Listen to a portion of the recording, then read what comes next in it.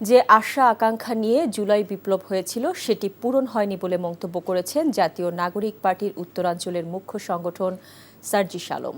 সার্জিস বলেন, দেশে যে হারে চাঁদাবাজি খুন হচ্ছে তা কোনোভাবেই মেনে নেওয়া যায় না।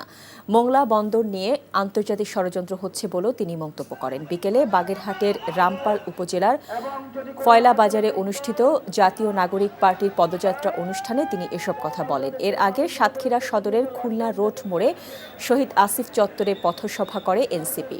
নাহিদ ইসলাম, সাতক্ষীরা জেলার সমন্বয়ক কামরুজ্জামান বুলু, নাসির উদ্দিন পাটোয়ারি, তাসনিম জারা সহ সিনিয়র নেতারা সেখানে বক্তব্য রাখেন।